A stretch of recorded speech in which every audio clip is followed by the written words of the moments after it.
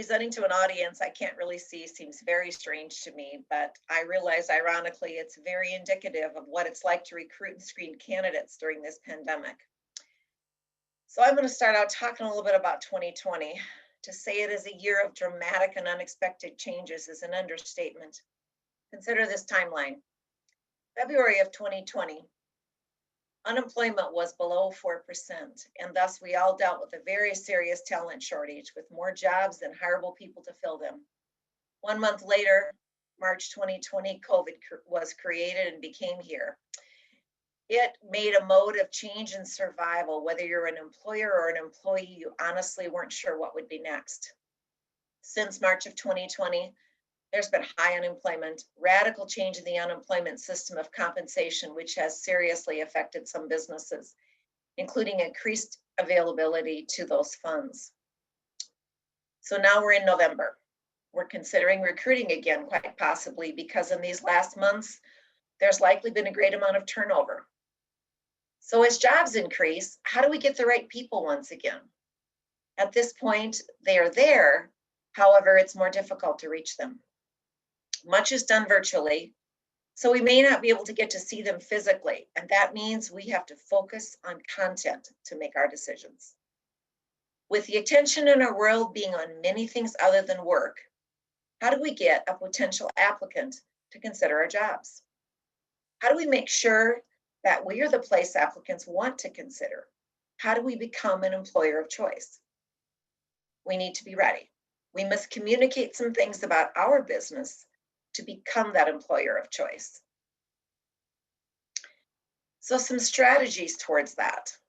We all know that any bad publicity about our business has far-reaching effects.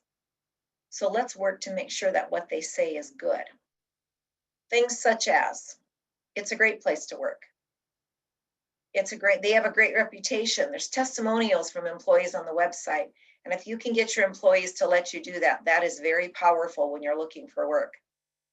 Community involvement. Make sure to talk about it on social media. I've watched some companies that I know that I've heard are great places to work, and they show everybody what they are doing out there, whether it's helping at a food bank or whatever it might be that they're doing, and they make sure they get pictures. They're posting it on social media. And when someone's looking for work, they remember places like that. It is very important. Be a business that supports your people. 2020, and I'm afraid 2021 are going to be some tough years where we need to really be supportive. That can be financial, it can be mental health, it can be supporting due to family things, but care for your people, let them know you care.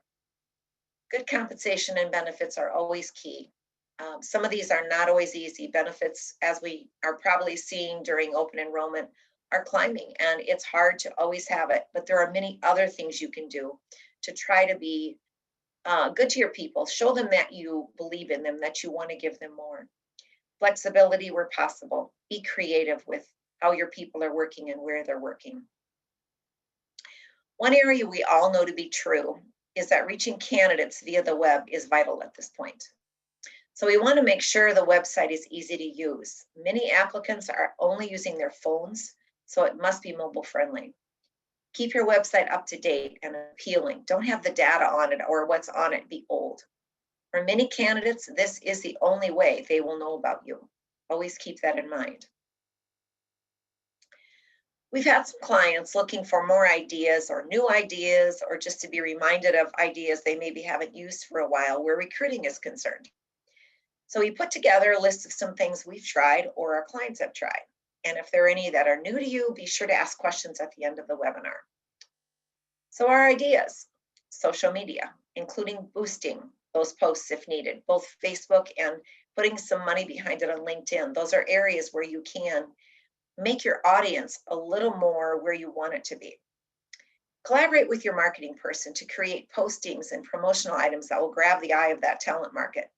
We're very visual people. Make sure you're seen and remembered so that even the passive seekers are quick to recall your business. State workforce sites can be helpful. Indeed, Glassdoor, various online platforms. Work with your colleges and high schools. See if they can be a place that promotes you or allow you to go in and speak to them. If a candidate applies, be sure to call, But also try texting and emailing. Don't just rely on one source because the phone is not always the primary source for some folks. This next one is a very important one. Do not be slow to respond to candidates that apply. Recruiters are realizing that they need to increase their speed of response or they will lose the candidates. Don't let them feel like they're being ghosted or they'll move on. Keep them in the loop as much as you can so they don't lose interest. If your budget allows, you may want to consider billboards, local newspapers, radio ads, sign-on bonuses, and/or retention bonuses. Those are always good ones. Another really good one is the employee referral program. There are various ways to do this, and your current employees can most definitely be your best advocates for you. Put up flyers in area towns in those businesses with higher traffic. This would depend on the sector you're hiring for.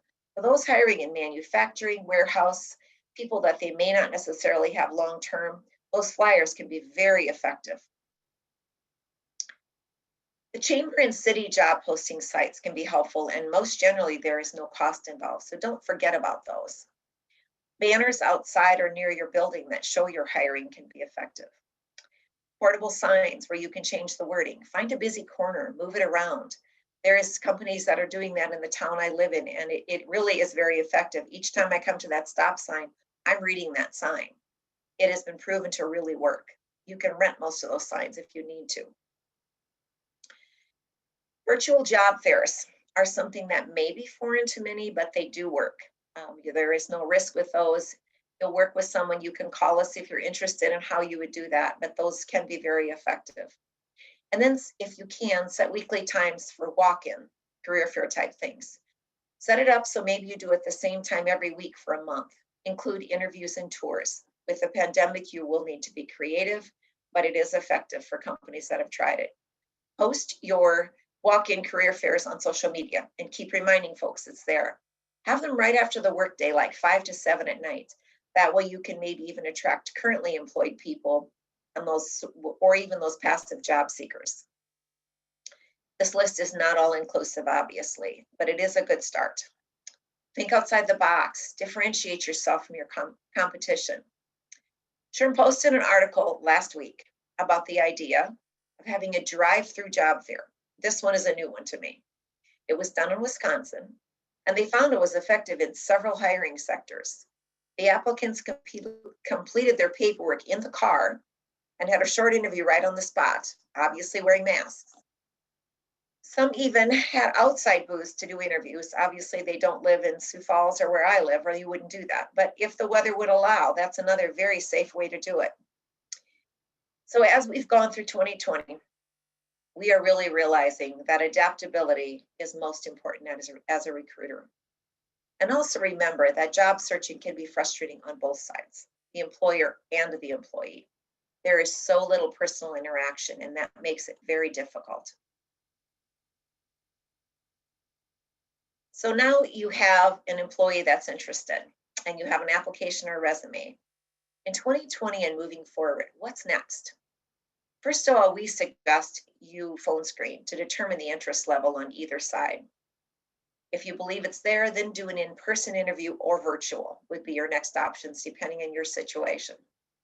One thing I want to remind everybody of is to be sure to look into gaps of employment when interviewing. Gaps in 2020 are common, but if there's a lot of gaps before that, they can really hold some important history about that person. So be sure you dig back. Don't be afraid to ask the questions. You may find things that help you make a decision whether or not you want to move forward. Ask behavior-based questions as well as factual ones. Find out whether they're a fit for your culture. Those behavior-based questions often can start with, tell me about a time when. You'll find out a little more about that person. Get references and ask for those that will actually talk to you.